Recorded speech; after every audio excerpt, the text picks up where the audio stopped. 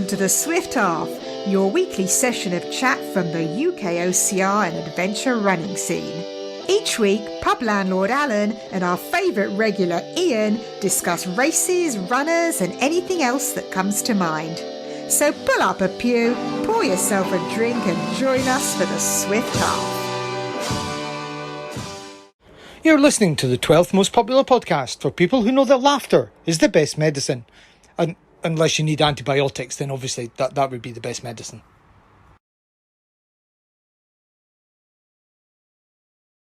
Ian, my friend, welcome to the Swift Half again. Do I go long this week or do I go short? Do I go longer? Do I go shorter?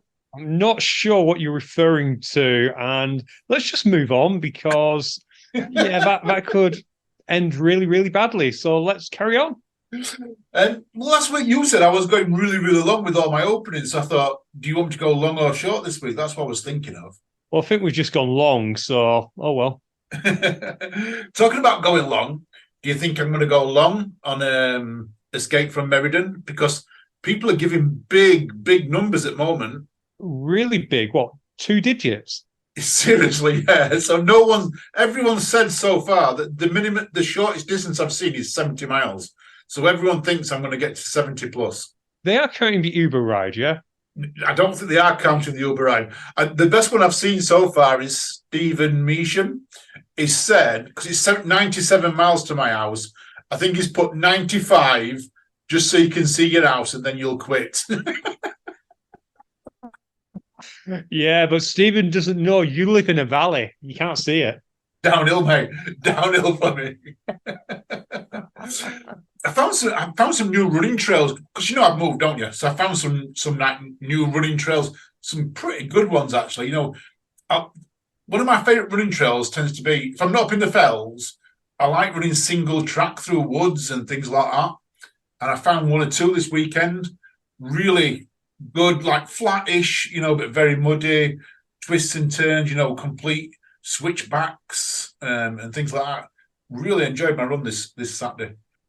Sunday, sorry, I did. Have you not learned anything from the old episodes where you're almost eaten by an anaconda? That was when I was in the water. I don't go in the water around that area anymore. It might have been an adder, but if you remember, there was definitely snakes. There was definitely a snake, mate. It was, it wrapped itself around my leg. I was panicking to get out of that. That was a while ago, but yeah, I still remember that. I haven't been in that water since.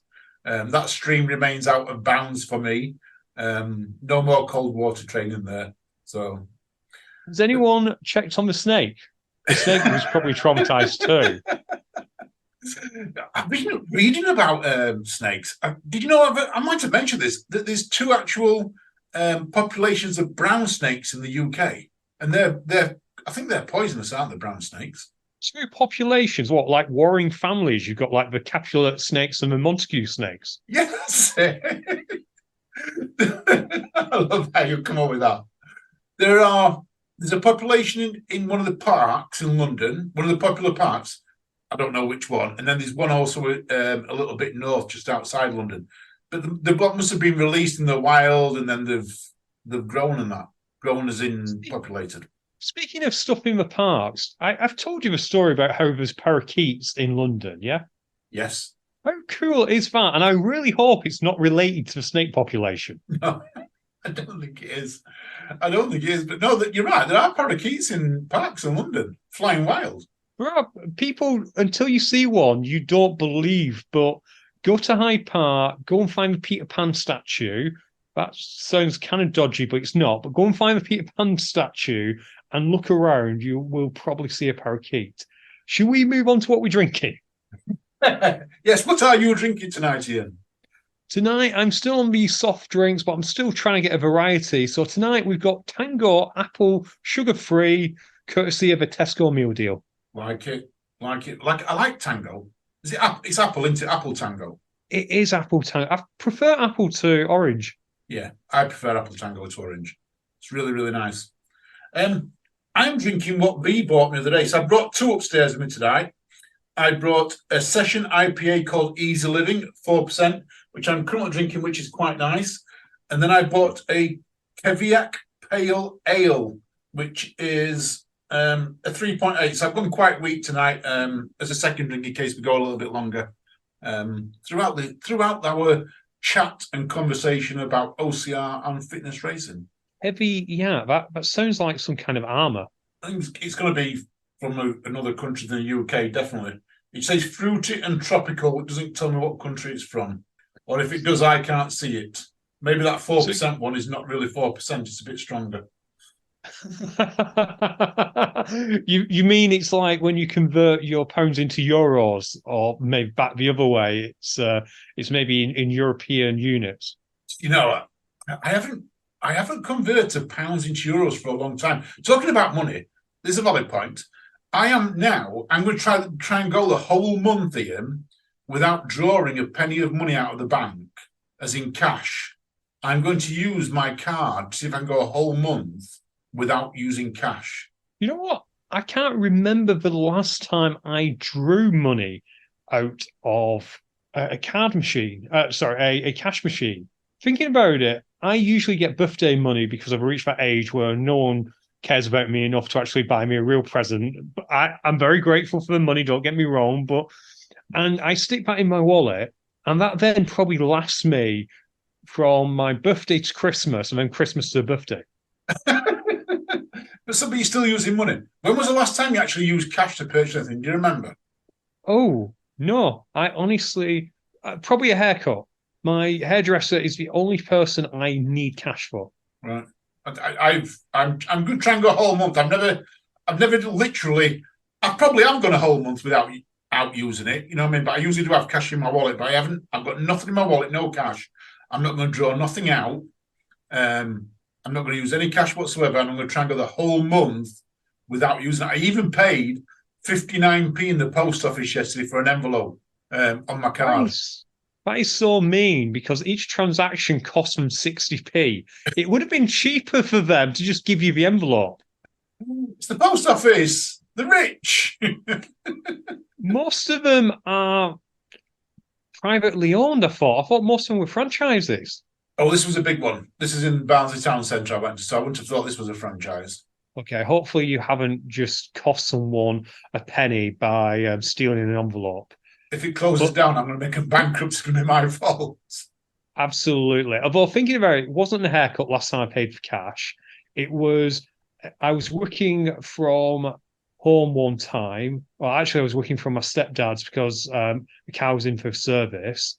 And we went to a pie shop near him. And the reason this sticks out is they actually have in their window cash only. Oh. Which is just a sign of the times, isn't it? That you actually have to advertise now that you don't accept cards. Yeah. I don't know anywhere that doesn't accept cards at all. So I'm going to say, I know some of them turn around and say minimum transaction of £2.50 or £3 or whatever. My local shop does that. Minimum transaction is £3. We'll see. We'll see if I can go a month. Most local shops, you'll be hard pressed, unless you're buying, I don't know, one sweet, you'll be hard pressed not to spend £3. Yeah. Should we move on? Let's move on. Let's move on. There was a few races this weekend.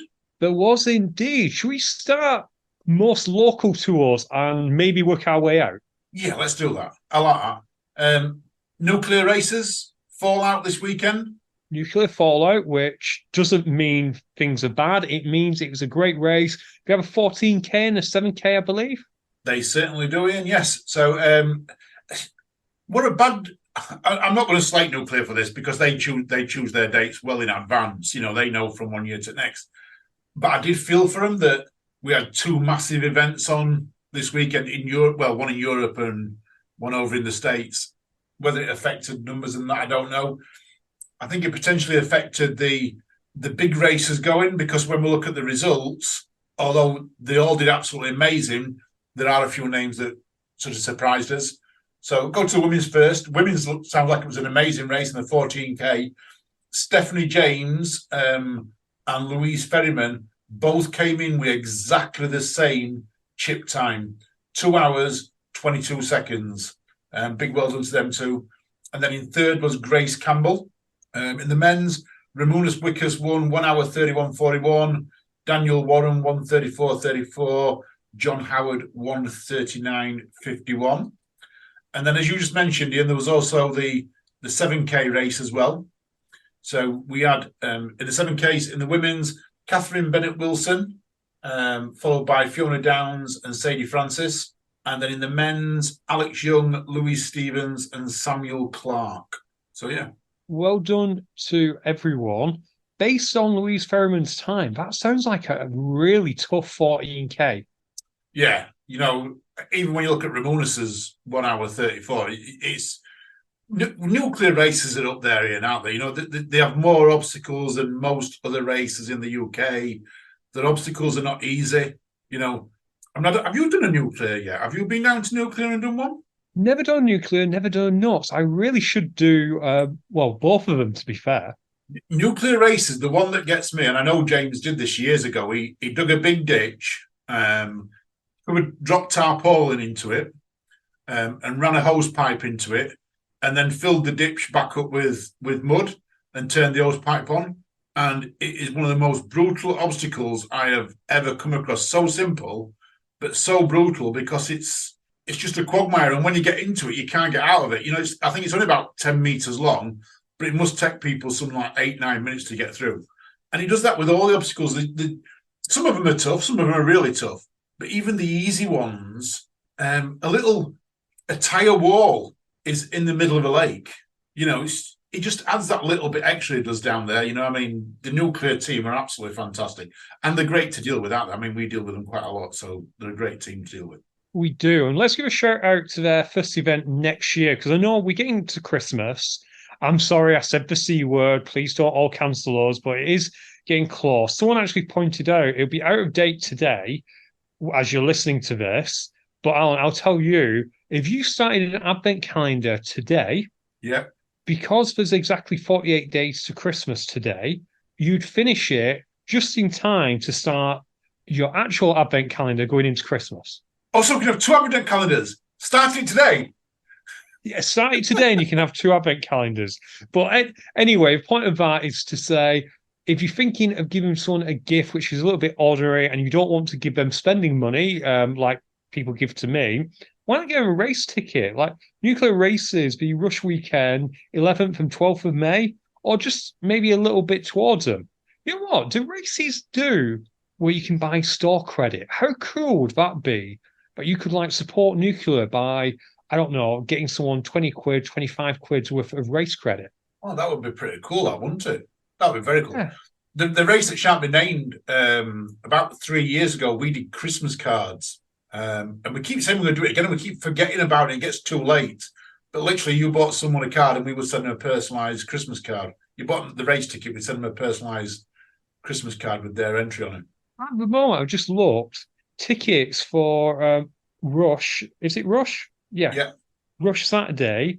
The 7K, they start at 65 quid and 75 quid for the 12K. Okay, you probably won't buy that for your Uncle Bob. But you may buy it for your significant other. That's probably within the significant other. It might be in the realms of a brother or sister that you really like, or one that you really hate. If they don't like OCR. Yeah. Or you could buy, if they're good at OCR, you could buy them a Challenge Cup ticket, and then they can take part in the UKOCR series. Absolutely. How much is Challenge Cup? Let's check Challenge Cup while we're here. That's on the Sunday, I believe. It is. So let me just get past the cookie policy, which is always there. £91. So again, probably just about within that spouse stage, maybe a parent. A lot, it depends where you are. I know in Yorkshire, your budget is £9.10 for everyone combined. But yeah, for a lot of people, maybe it's just a sign of the times, but these prices actually seem cheap. Yeah, they do. I think they're great prices. Like I say, you know what you're getting with nuclear race. You're going to get a great event, great atmosphere. One of the event villages, one of the best event villages out there, with everything that's going off and that. The food, the drink's reasonable. Or it was when I was last down there last year. And it's a great atmosphere. Love it. Yeah, get a friend bought a ticket now. And also, I'm not going to give out the dates, but Nuclear Fit for those friends who don't like OCR but do like High Rocks and Decker. Definitely. So, should we now go to Spartan? We're working our way out. Spartan was in Greece. I think that's slightly closer than WTM, maybe just Texas or Greece. Yeah, I think Greece is closer. So let's go with Spartan. Cool. I'm going to give a shout out to all the elites first of all. Going to mention where they came. Jason Brunner, 25th overall. Fergal Keeney, 26th overall. Matt Roberts, 29th overall. So quite close in those three. And Nicholas Milan, 41st. Big well done to them. Female elites, Andrea Berquist comes 6th overall. Federica De Carrier, 7th. Jamie Nunn, 12th overall. I want to give a big shout out to Libby Joyce. She wasn't allowed to run the beast. We explained this last week. But she got 13th in the elite sprint and the elite super. So big well done to her.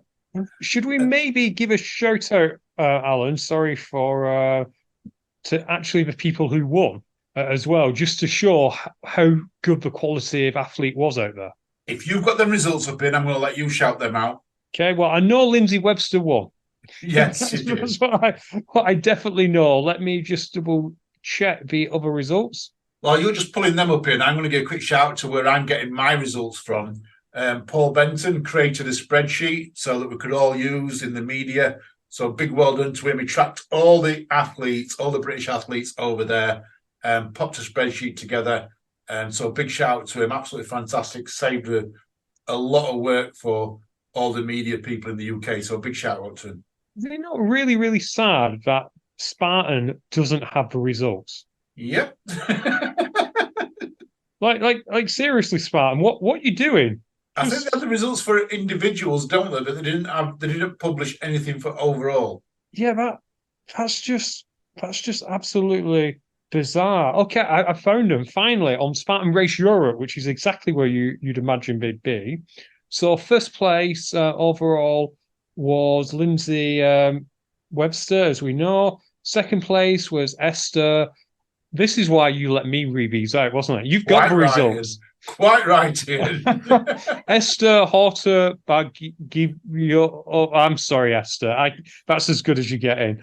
Then Jessica Velasco was in third place. In the men's, Gregory Basilico was in first place.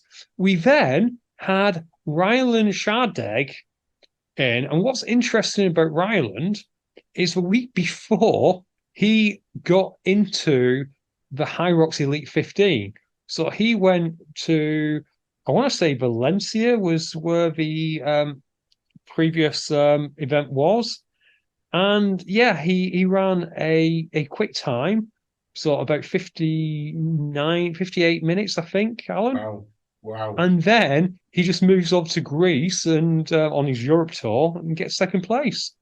And it's even more impressive by guess who was in third? I know who was in third. Mr. Atkins, wasn't it? Ryan Atkins. So Ryland beat Atkins by 4 minutes. Wow. That is pretty impressive, that. We know Ryan's been focusing on other things recently. I think he's coming back to running the looks of it. He is. I think he is. I've got to say, it did. I know it was slightly overshadowed in people's news feeds by WTM, mainly because WTM was in America and a lot of news feeds are American, so it's easy for them. But the stuff I saw looked really, really cool, and we had quite a few friends out there. So obviously, you mentioned Libby, we had Baker. We also had Mike Nolan, who was there doing the officiating. We should probably grab Mike sometime and just have a chat with him about it. Maybe give him a week or two just to, recuperate, I guess. It's quite hard to referee for the whole time. Definitely. Oh, when he's calling me on a Saturday morning. Have I told you he called me on a Saturday morning? No, tell us this story. So I'm at work Saturday morning and my phone rings and it says Mike Nolan, and I'm thinking, what's Mike doing ringing me at this time of the morning? I was busy at that time, so I couldn't answer. So I tried to ring him back and I got through to him. That's a point. If he's in Greece and I'm ringing him, does that mean I'm going to get charged for that call? Yeah, probably. You're going to be charged in euros. Well, there we go then. And he'd said to me that he'd met an ultra runner, and he said to me, he says, "I've got someone who wants to speak to you." And I'm like, "Okay." And then this guy came on. He went, "Hi, it's Yanis. Is that Alan?" And I was like, "Oh no." And this is Yanis Kouros. This is probably one of the greatest ultra runners of modern times. Is a legend. Is an absolute legend. You know, when at my pub, my last house I had a pub, and I had pictures on the wall. You know, Steve Ovett, Steve Cram, Josh Naylor. The other pictures on there's I think about five pictures in total. One of them was Yanis. He is an absolute legend. To give you an idea of this, he ran 100 miles once in 11 hours 46 minutes. I think he still holds the world record for it. 11 hours 46 minutes for 100 miles. That's averaging nearly 8.5 miles every hour. That is super impressive. I will confess, I don't follow ultra running that much, so I'm not sure. Do we have any idea how his spear throw was if he was at Spartan? I don't think he ran Spartan. He did the sprint throw.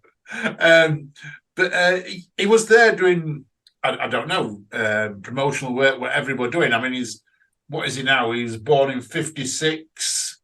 So what would that make him? 50, 65, 60, 66? It'll be close to 68, I reckon. Yeah. So about 68. So I don't know. He's very outspoken. So I follow him on social media, on Facebook. He's very outspoken about modern day running and things like that, and people trying to break his records, because he still owes lots of records, especially the multi-day ones. Some of the things he did. So I've picked up his Wikipedia here, Ian, and listeners, get a quick idea of what he did. So 6 days just running around a track, he covered 1,038 kilometers in 6 days. That's 645 miles. That's 100 miles, over 100 miles every day for 6 days. Do we know if he reversed it? Because if not, his left leg would be really, really sore. I never thought about that. That would be crazy, wouldn't it? In 48 hours on a road, yeah, he ran 269 miles in 48 hours. In 24 hours on the road, he's covered 180 miles. I mean, we're talking about phenomenal distances this guy's ran. Traveled the world, and he didn't do it for I'm not going to say he didn't do it for money, because they got paid to do it, but not the big bucks is what the people get now. Amazing. An amazing athlete. And I spoke to him, I was very starstruck. I was like rabbit in headlights, oh my God, I follow you, and et cetera, et cetera.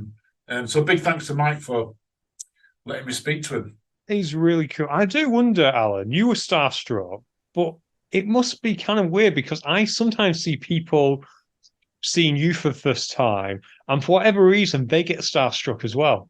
Yeah, and I see it from their point of view now, and yeah, and I'm going to get some more time to speak to people, because sometimes I speak to people and I am conscious that I'm in a rush to get to a certain place, and I don't give them 100% attention. I'm going to really give people that 100% attention. I've been listening to a guy on my runs recently. I know we're digressing here, Ian. Carry on, it's fine. We've got plenty of time. Yeah. He's called Rob Dial. He's an American, and he does 15-minute podcasts on mental health. It's called the Mindset Mentor, and he talks about changing your perspective. And one of the things that he says in quite a lot of the podcasts, you've got a part of your brain that focuses on something. It can be anything. So he says, have you ever bought a car, whatever car you've bought, brand new, you've never had this car before, and you've probably never even seen it on the roads before, but the moment you buy it, you then see these cars all the time. Yes, absolutely. When I bought the Mocha, I had never seen a Mocha in my life, and now I can see nothing but them. Yeah. And he says it's because that is what your mind's focused on. You focus on a particular thing, and it will see other things. It's not saying you don't see them. You've just never been focused on it before. And he talks about things like that. And I was like, and that's just one part of one of his podcasts. I'm not going to go them all. People need to listen if they want to learn from him. But it's the way he talks, and he said to me, people, not to me personally, on one of his podcasts, he turned around and he said that people look at things differently, and if you're focused on one particular thing, yeah, then that thing you needs to give you attention. And I see this now when I go to a race that people are focusing on seeing me. I need to give people that back. Does that make sense? No, it makes perfect sense. And I do not have as big a profile as you in any way, shape, or form, Alan, but at least 2 or 3 people have recognized me. And I've been the complete opposite. I think they were then trying to get away. Fine line, isn't there? Fine line between like over friendly and not friendly. Yeah, I'm fairly sure what one of them said. You must be very busy, Ian, and it's like, no, I've got time. It's no, you are busy, Ian. No, you are busy. But no, seriously, though, anyone who does see us, come and say hello. We are regular people. Well, irregular people, but I was going to say we're normal, which would be a lie. Let's just cut this part. Just come and say hi if you ever see us, and Alan will talk to you more, and I'll try to talk less. Yes, yeah. Unless you tell us to get lost, and then we'll do that. So, a couple of the shout outs I want to give. I'm not going to shout out to everyone and that, but we had some great results on that. Amelia Solomon, age group, came first in age group, age 14 to 17, I think she was. I give a shout out to all the females in the age groups. Cheryl Beach came 5th overall, Hayley Aitken 8th overall, Helen Mayhem 5th in age group overall, Emily Bonnet 13th of age group overall, Lorraine Curry 15th in age group, Charlotte Chapman 22nd in age group, Sharon Codner 11th in age group, and Jennifer Sather 21st in age group. Going to go down the men's. There's a couple of men's here, guys. So if you're not interested in this, then switch off. I'm going to go through everyone again. Big shout out, first of all, to Reese Statham Quilty, who came first in his age group overall, which was the 25 to 29. And then we'll go through all the others. So Peter Gleason, 10th. Jonathan Chapman, 17th. Philip Mann, 16th. Nathan Mabs Godfrey, 21st. Chris Pullett, 8th. Adam Hamilton, I can't get the words out then. Adam Hamilton, 25th. Aidan Bryan, 17th. Christopher Catanach, 27th. Ollie Guzman, 30th. Stefan Kruger, 25th. Oleg Vanex, 34th. Michael Culver, 34th. Dean Irons, 35th. Daniel Ward, 39th. And Andrew Nunn, 41st. Andrew Malcolm, 44th. Chris Sather, 45th. Nearly there, Ian. Phil Berman, 8th. Andrew Durans, 6th. Reese Sanders, 21st. David Kelly, 22nd. Gary Gibson, 41st. Ian Solomon, 63rd. Martin Jones, 23rd. And then we've got Martin Burns, 28th. David Thurlow, 29th. Aidan Knight, 80th. Alan Boggis, 83rd. And Mike Lyons on 81st in age groups. So that's big well done to everyone who ran the age groups. Final one here, we're going to go paras. We only have one. Jamie Gain, 2nd overall in age group and 3rd overall in the males. Awesome job. Well done, Jamie. Well done to all those athletes. And it does look super fun, Alan. We say this about many races, but getting over to Greece, it does sound like something perhaps we should do on a UKOCR getaway one time, maybe one year. Definitely. And yeah, I'd love something like that. Especially now I've got my passport to go down south to airports. Exactly. And if we do, we need to find out where Katie Joyce was staying, because they had this like little pool that looked like it was on the side of a building. It looked super cool. So we need to try and stay there if we can. Should we go further afield now to WTM? WTM, Ian. This is did you watch it? Was you watching the Times? I was watching the Times constantly. I was watching the Times. I think we probably should say at this stage that we're just going to hit a few headlines, because I believe, Alan, you're going to have a full podcast on World's Toughest Mudder in the near future. So we're just going to hit some of the headlines. We certainly are. So you are quite right, Ian, that We have got a podcast lined up coming very, very shortly, speaking to some of the British athletes who took part in WTM. So, shall we give a shout out to we'll give a shout out to the top 3 British in men's and women's, and then we can take it from there. Do you want to do that? And then we'll do the top 3 overall, as in overall as well? We will, yeah. So in the women, we had Leanne Simmons, 20th overall with 55 miles. Victoria Reynolds, 46th overall with 50 miles. In the men, Grant Thompson did amazing on 85. And then we had Michael Walker and 75 and 32nd overall and 35th overall. Gary Andrews and 75 miles as well. Big shout out to all of them. And everyone else who took part. Everyone who took part. There was lots of you. Everyone who took part. And can we give a shout out to Martin Gemmell and Finlay as well, Finlay Calder, and to our American landlady, Sophia, and Britt. We'll give Britt a shout out as well for being pit crew, because we know how hard it is to be pit crew.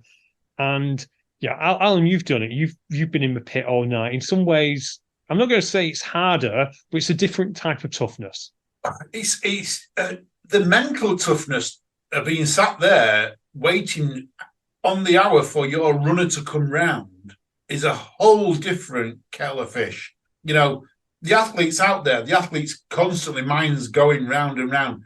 You're in that pit, you've got 45 minutes of actually doing nothing. You know, you can't fall asleep, because you fall asleep, you might miss him when your athlete comes in. So you've got to stay away, you've got to try and stay busy. And then when they come in, it's all hell breaks loose, you know. What do they want? Are they wanting food? Are they wanting new trainers? What are they wanting at that moment in time? It's tough, Ian. Yeah, and we should also give a shout out to Mike Moussard as well, who was pit crewing for James. Is James going to come on your podcast, by the way? Have you got him yet? I haven't asked him yet. James, do you fancy coming on podcast? There we go. He'll listen. He'll get in touch. So yeah, because I do want to find out James's story as well. In fact, I want to find out everyone's story. It's a shame we can't interview every single UK athlete who took part, because I think they've all got a story to tell. But speaking of stories, should we also highlight the overall top 3? Give me some overall results, Ian. I'll let you off here, because you'll be able to name these a little bit easier, won't you? Think so, but have a look at second place lady. Let's do our best.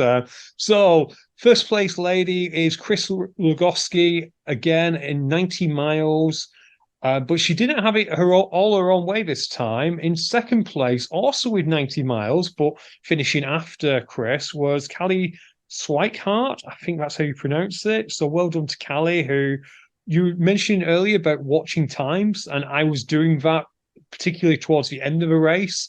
And at one point, Callie and Chris were on the same lap. And I think that Callie was only maybe half a mile, maybe a mile behind Chris. So it was quite interesting to watch that. And then in third place, we have Stephanie Bland, who almost went to a wire. She did 85 miles in 25 hours. And they tend to just count total time here. So that's would include presumably pit time as well. So she probably got very close to being timed out on that last lap. Probably wouldn't matter, because I think fourth place only got 80 miles. But even so, taking it all the way. In first place for the men, Austin Azar from Canada in 105 miles. We then had from Denmark, you really did this deliberately, Michael Slot. I've said that name wrong, but well done, Michael. He also won Europe's toughest in memory serves. Yeah. And Joseph Rucco in third place, which was really, really close, because he beat fourth place Joshua Fior by 5 minutes, if that. And poor Joshua had been in the top 3. I think he'd been as high as second the entire night, and he was pipped at the post. It's amazing that WTM, when I watch it, that when Matt B. Davis said it's never over until that last lap, he's so true, because so much happens in them last few hours. I was watching it from the start. So, and I mean, literally, every 2 hours I was switching on, see how people were doing. James was up there at one stage, and Grant was just going his own way. And it's amazing that the people who are leading quite early at 12 hours are not always the people that are leading at 24. No, exactly. You can't believe how places can change in that kind of race, because you think, oh, you've got like a 45-minute lead. Of course you're going to. We probably should also highlight Christian Brown Johnson in 5th place. And the reason I'm highlighting him is Michael in 2nd, Joseph in 3rd, Joshua in 4th, and Christian in 5th, all joined the 100-mile club. So they got one of them horrible, gaudy jackets. Yeah. Horrible, gaudy jackets, yeah. So we do need one thing, though, Alan. What's that? We need a UK holder of one of them damn jackets. We need a UK holder.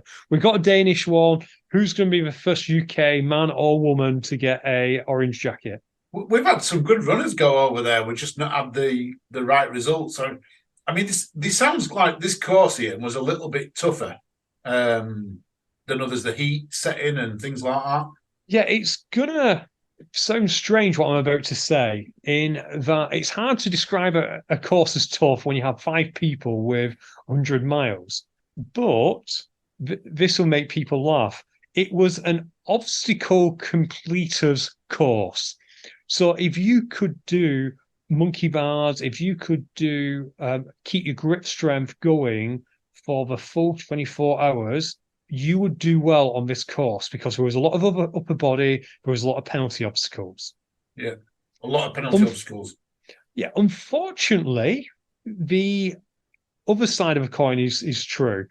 If you were going there expecting to skip things like Funky Monkey, I'm not going to say the name they called it, but Funky Monkey and the hand over hand crawl one, then the penalty loops, I believe our good friend Michelle was telling us that they were 3 miles in total. So if you did every penalty loop, you have covered 8 miles to get 5 miles.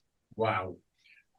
Michelle Carney was also saying that the grappler, which we were watching, and it just looked bizarre, and I think it was 3 attempts, and then you had to do a penalty loop. Do you remember last week we were talking about how the grappler penalty, you had to go in the forest, retrieve something, and then come out? Yeah, you had to go through the middle, didn't you? Because there was something in the middle, weren't there? Yeah. Yeah. That was 0.7 of a mile. That was more than a kilometre. To get to the middle or to get there and back? To get there and back. Oh, wow. Wow. That's pretty far. Yeah, so people who did 50 miles, particularly some of our friends who hit the 50 mile, they probably covered close to 60, maybe 70 actual miles. Wow.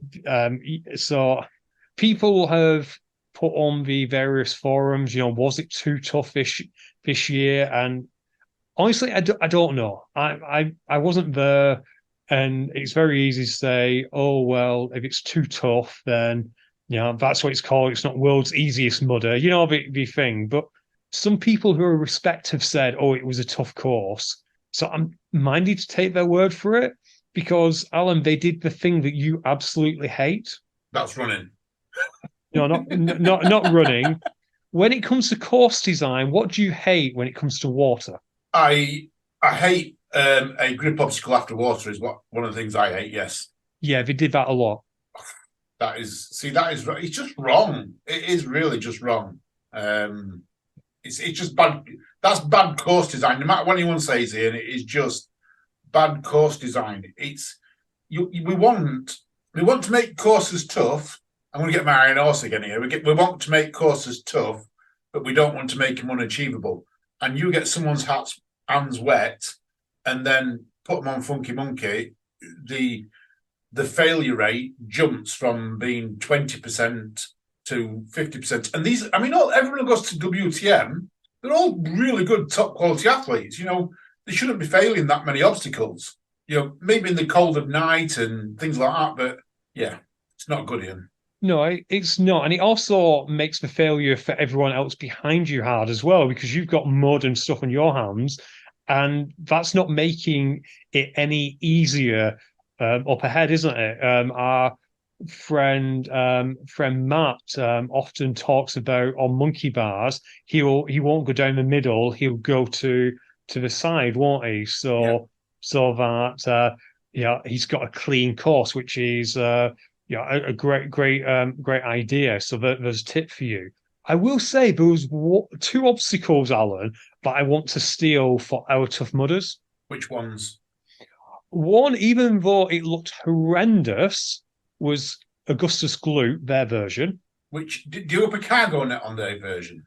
Yeah, a circular cargo net. It looks horrible. It would have been absolutely horrendous, but it also looks quite fun in a weird kind of, it would cause awful backlogs in a real Tough Mudder, because the tip on a cargo net is always to get closest to where the structure is, isn't it? Because that's where it's tightest. But when it's just straight down, nothing's tight. So it is really, really hard to get up, even though from the outside looking in, it would be quite easy. So that I want. And melting point. Do you remember we discussed this last week? We did. Remind me about it, because I've slept since then.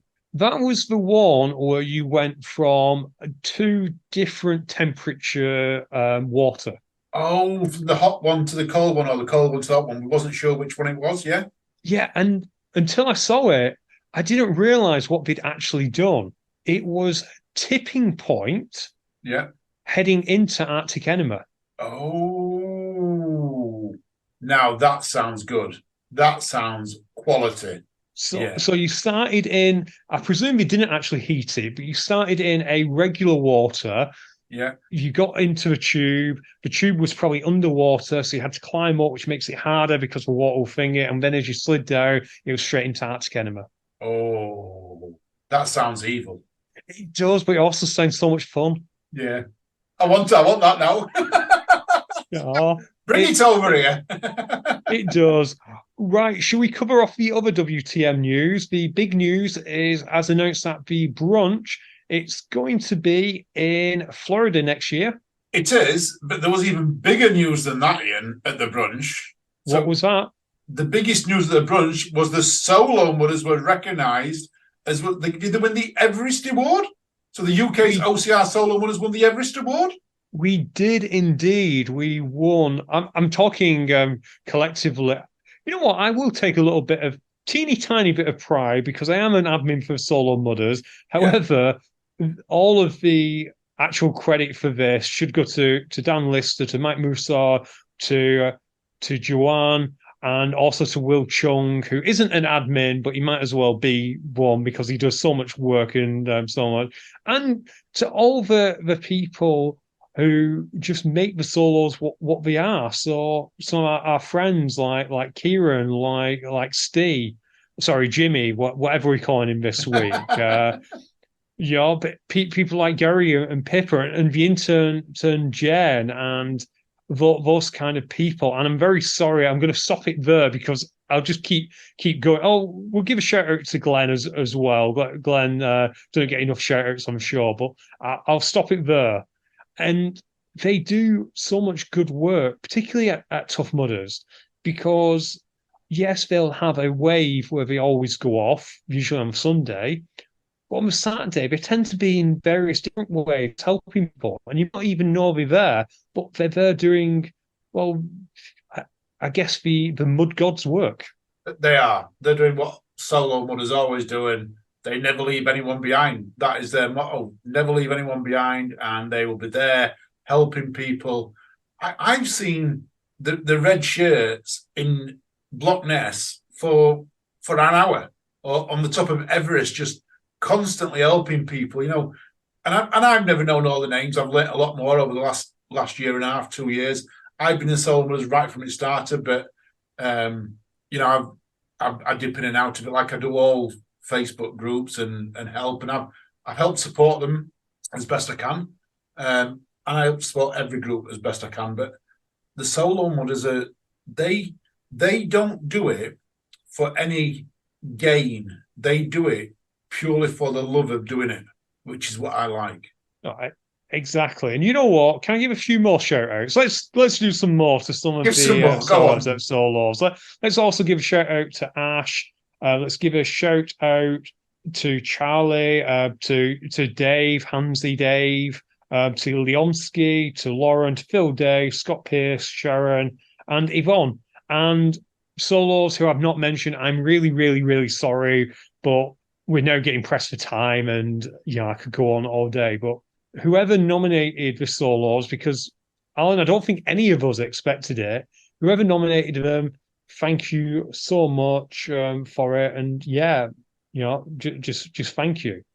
And I guess it means we need to get as many solos to Central Florida as we can. I will a solo takeover. Solo takeover of Central Florida. We don't know the exact location, but I'm hoping it'll be in Disneyland. It's going to be ideal for you, isn't it? In Florida, the parks. You and Jen love the adrenaline rides and things like that. It must be a dream come true. We just need about 500 new Patreons, and we can make it a reality. I'm just kidding, listener. We actually don't spend Patreon money on that kind of thing, and probably never will. But yeah, if we were to get up to 500 Patrons, then it would be good. But we're getting close, Alan, aren't we? Well, we're getting better. We have had another one join this week. We're getting one a week at the moment, which is absolutely amazing. Tim Crangle's joined this week. Big thank you to Tim. Joined there. £2 a month. People are joining the £2 a month, Ian. You know what I mean? It's like 4 or 6. Depends on what you want to do. Everyone to their own. Everyone's welcome. Big thank you to us. It's helping us move things along. Should we break the news, Ian, about our new what we're doing at this moment in time? We've spent a lot of time preparing it, and we're nearly there. Yeah, new project, Alan. How are we going? We're on the cuff. It's on track to be launched on 1st of December. We are going to have a new website. I want to say it's going to be all singing, all dancing. It's not going to be all singing, all dancing, Ian. It's going to be simple and easy to navigate. We're not going to have lots of videos on there. We're not going to have all rubbish like that. We're going to have simple, easy to navigate with as much content as we can possibly get. We're not shipping the old UKOCR website over, so a lot of the things that we had on that will be going. We are shipping some of the things over, the race series results from the last few years, the award results from the last few years, and a couple of articles that are up to date and fairly new. But yeah, it's all new. It's good, and we're going to have fitness racing on there as well. So, which is a new thing for us. We are, and we reached out to people who want to help us by blogging, and we got an amazing response. But trust us, the more content, the more people willing to help out would really, really help. Because, well, Alan struggles with the whole typing thing, and I'm a bit busy. So anyone who can do any kind of article or that kind of thing, we'd really appreciate it. And yeah, speaking of fitness racing, should we just cover off? We've not got as much news this week, Alan, but should we just cover off the bits that we do have? Yes, let's talk. Let's talk fitness racing for a few minutes. Okay, well, firstly, this coming weekend, High Rocks is doing their first High Rocks major in Chicago. The event will be on YouTube.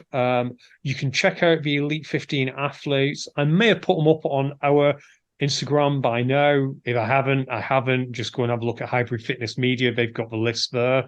So you can check it on YouTube, and I think it'll probably be about tea time, our time. So go and have a watch if you can. Also, DECA is going from strength to strength in the UK. In the next 2 weeks, Alan, we're actually having 4 events in UK and Ireland. Oh, wow. 4. So this coming week, as we're aware, in Birmingham at Forders Gym, there's a DECA Strong. Yeah. Also, across the Irish Sea at Stables Gorey, they're having a DECA Mile. Wow. Then the week after, we have a DECA Mile and a DECA Strong at Warrior Hit, which is just outside of London. just Milton north Keynes? of London. Believe it or not, no, just southeast of Bedford. So not a million miles, but getting there. And the same weekend, there is a Deca Mile and a Deca Strong at Tri Fitness Health Club, which is just up the road. Again, not that far. It's in Olney, which is just up the road from Milton Keynes. I knew one was in Milton Keynes because when I was doing the website the other day, I noticed where they were. So yeah, and then in December, on the 8th of December, we might as well give it a shout out. Neil Marsh Fitness, which is just north of Cambridge, so it might be perfect for our good friend Mike Noland because it's relatively close-ish to him. That's on the 8th of December. So that's upcoming events. Final thing, Alan, is if you want to buy a ticket from the High Rocks UK group, you can't. They have made the hard decision to no longer advertise ticket sales on there. This is ticket resales, mainly because, and I completely agree with this, it was taking way too much of their time to basically judge who was a genuine seller and who was taking advantage of the tickets being so rare and scamming people. It is, and it's a bad time when we come to this. Luckily, OCR only saw a little bit of this. It touched base a few years ago, especially like the likes of Tough Guy. It seemed to hit at Tough Guy and places like that, and a Rat Race Dirty Weekend, I think, was another one that it sort of got hit more. We don't see it now in OCR, but High Rocks at the minute are selling out tickets. And this is where the scammers get. This is the scammers want the sell-out tickets. So they will go and buy one. They'll try and buy one at full price. They'll pay the £95 or whatever it is for a High Rocks ticket. So they've got evidence that they bought one, and they'll have a picture of that or whatever, and then they'll resell that 20 times and never give it to another person. And it is... Somehow, I don't know what the answer is. I know in a lot of places now, they are... So, Escape from Meriden, for instance, I purchased mine, so someone's selling mine. You get a code from the race. You go on and you pay that amount of money that tickets was originally purchased for, plus an administration fee, and you get that ticket. And then the person who is selling it to you, they get a refund from High Rocks. So there's no money changes. I'm not High Rocks, from Cockburn Events, who are doing Escape from Meriden. High Rocks need to do something like this. So basically, if I want to sell you a ticket, Ian, I go online, I get a code, and I give it to you, and I say, right, Ian, here's my code. This ticket cost me £75. It's now yours. You go online, you pay £75 plus the £10 admin charge, and then I get £75 back in return. I think it's almost like a Ticketmaster type thing of not blood sucking in any way, shape, or form. But yeah, I think that's unfortunately the only solution. I have noticed that on our Instagram page, UK.HXR, that we are getting tight into ticket sales, and as in tickets being offered. Eventually, we're going to have to make a decision on that, Alan. We'll probably talk offline about this, because I don't want our page to fill the void of this. I'm sorry to say, it's a High Rocks problem. It's not a High Rocks UK group, which is not affiliated with High Rocks. It's not their problem. It's not a fitness racing podcast problem. It's a High Rocks problem. They need to come up with a solution. One solution to our problem, Alan, which I'll float to you on here, and actually, listener, you can reach out. I might pop it in the pub.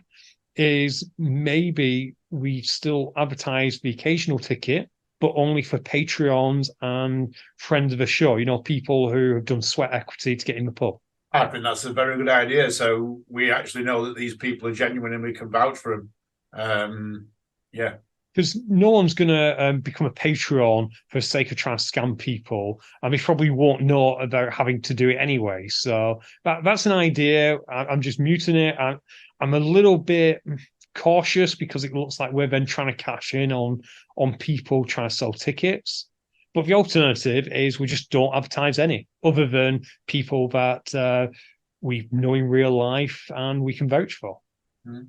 Yeah, I think that's the only way. If someone sells a ticket, we'll vouch for them, but we'll only vouch for genuine people that we actually personally know, that I've personally met, and things like that. So, yeah, it might be the right, might be the wrong way. I don't know to do it, but yeah, I don't think we should be. No, we're not going to fill this void because, as we saw with the High Rocks group, the UK group, when it became effectively a ticket selling, interaction went way down.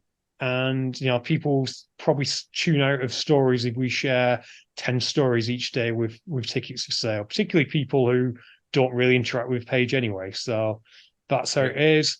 But in closing, High Rocks UK community group, you have our full support. We completely agree. If you are looking to sell a ticket, then there is also a High Rocks ticket selling Facebook group already, which you can go and use. And if you want to make a cottage industry, invent the High Rocks equivalent of Ticketmaster. You might make yourself a few bob. Definitely.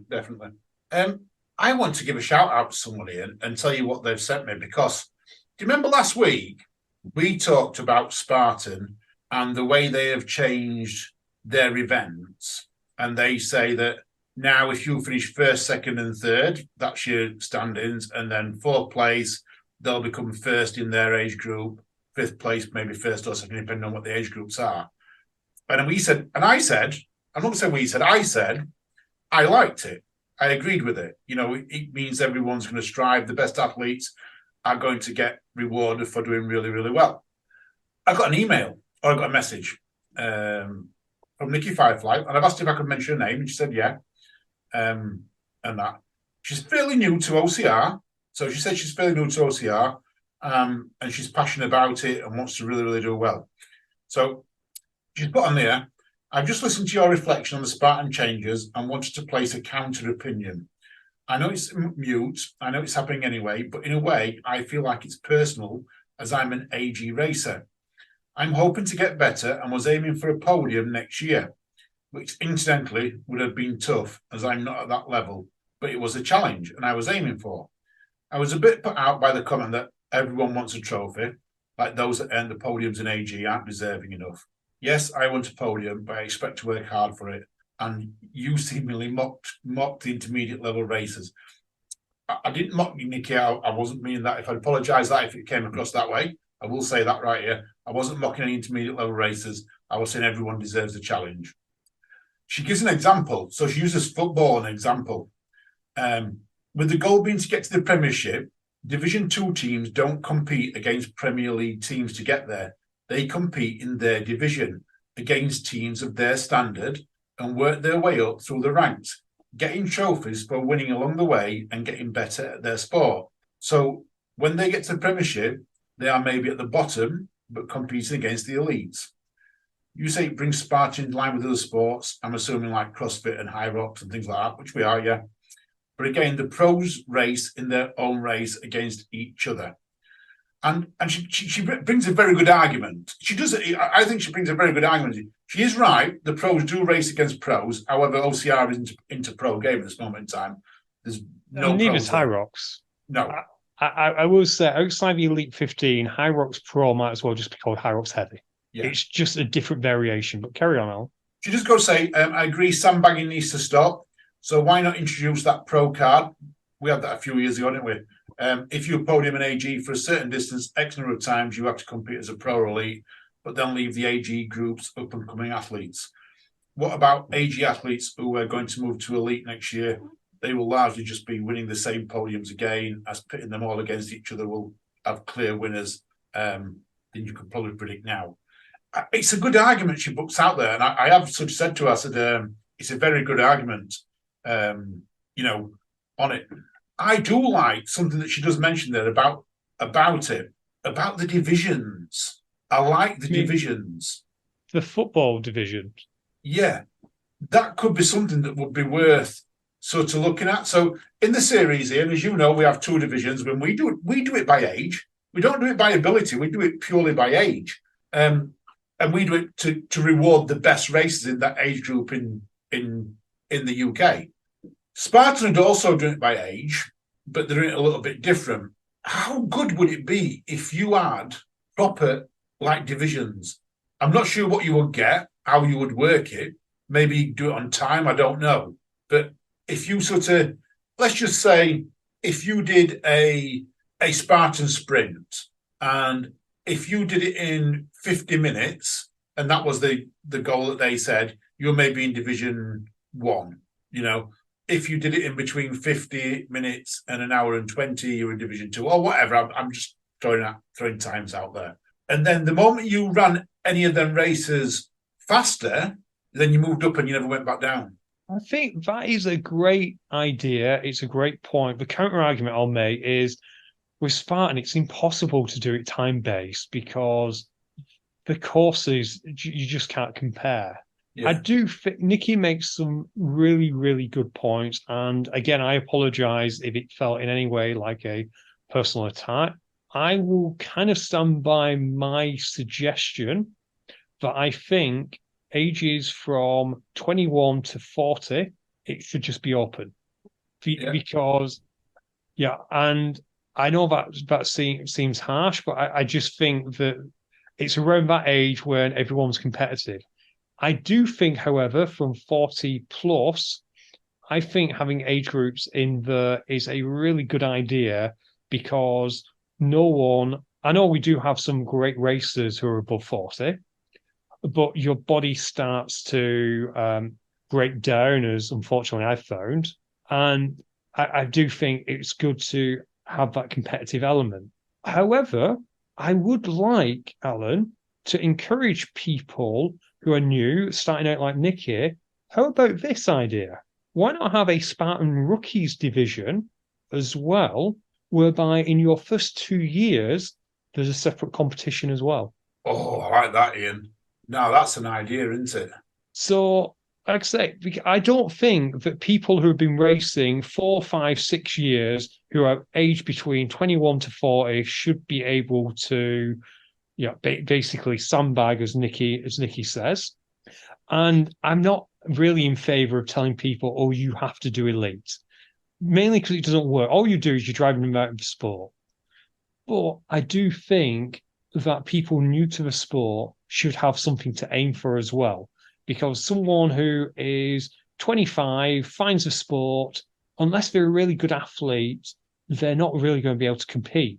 So having like a Spartan rookie for the first, in your first year, you find your feet, and in your second year, you're then competing. Yeah, I like that. What about if we invite Nikki to write us an article on why Spartan shouldn't go this way, and then we invite someone pro Spartan to also write us an article, and then we'll publish it on your website together and let the public decide. Perfect. Sounds like a great idea. I'm going to reach out to Nikki and say she can do it. I know she listens to this. So, Nikki, write us an article, on why you think Spartan it's wrong way Spartan are doing it and what they should be doing. And I'll try and reach out to someone else, or someone else reach out to us who's very pro-Spartan with another article, why you like way Spartan are doing it, why it's the right thing to do. We'll publish it. And if you want to remain anonymous, you can remain anonymous. And we'll put comments on that post and we'll share it and see what people do. Well, Nikki can't remain anonymous now. You've completely and utterly doxed her on there. Only the 3 people that listen to this know, though, don't they? That's true. I will add to that, Nikki, if you're not comfortable writing an article, you do not have to. If you want to come on the podcast, instead, you'd be more than welcome to come on Swift Half sometime. We can have this debate. Or maybe not on Swift Half. Maybe, Alan, we do a separate podcast and you do the same, where you invite people from the different countering views. But also let us know, listener, what you think of Ian and Alan's idea of a Spartan rookie competition. Because I kind of like the idea. I do. I think that's a great idea. First 2 years gives you something to aim for. It does, and it's a little bit easier than this whole having divisions, which could work, except you don't have everyone at the same time. No, you don't. No. Have we anything left? Final one, Ian. Are you looking at Innovate Daily Deals? Are you searching for the right shoe? Are you watching them every day? Innovate this last week, I've put out a daily deal where they've offered something half price. Is it half price because it's half the size now because it was put in the wash? I'm going to stick up for Innovate at this moment in time, Ian. None of mine have shrank. And I have now got 7 pair of Innovates, and none of mine have shrank. Yeah, what you don't realise is you've actually had 14 pairs, but the person who lives with you keeps on swapping them out. That would be good. No, I'd like that. They have improved. They haven't shrank. Given the Jews where it's due. You know what I mean? I always slated them because every pair shrank. I haven't had none of these shrink whatsoever. So really, really good. But their daily deals are amazing, Ian. £150 shoes for 75 quid, men's and women's. And the good news is, Ian, they've got sizes in. So I am sharing them on our social. Don't know how long it's going to last. I'm just waiting for the G300s to come up on sale, and then I'll buy another pair. But it's the only ones I'm after at this moment in time. Right, and if you really, really like Alan and looking for a Christmas present for him, apparently Innovate shoes as opposed to a race ticket. But I reckon he would take a race ticket too. Oh yeah, I love a race ticket. And last thing, the UKOCR series, we're in close talks to announcing another one here, and I can't announce it to you on the podcast because it's not signed yet. But the hopefully by the weekend, end of the weekend, we will be able to announce April's event. Ooh, I can't wait. So make sure you pay attention to our socials.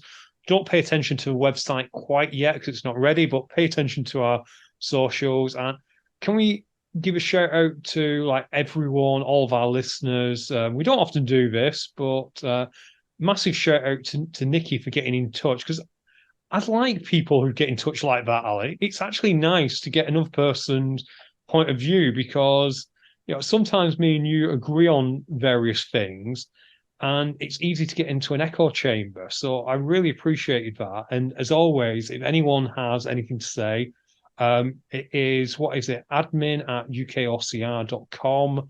That's the official complaints. The angrier, the better. It's actually really, really good. You can also use the Facebook page as well. Definitely. And if you want to remain anonymous, we're happy. I mentioned Nikki and said, "Do you mind if I mention your name?" And she was like, "Yeah, I'm good with it." And yeah, I love it in as well. Interaction. It is, and Nikki's got a cool name though. What was it, Nikki Firefly? I want that name. That's a super. I'm going to watch for her in the AG this year. I'm going to watch for her this year. I think she's going to really try. So I think in and out of notes. We are. So I'm going to say it's a goodbye from me. And to every one of our listeners, you know who you are. To every one of our patrons, you know who you are. Big, massive thank you out to you. Everyone in the pub who helps and guides us and makes us do what we do week in, week out. Thank you very much from the bottom of my heart. You take care. You stay safe. You keep on running. Speak to you soon. Bye.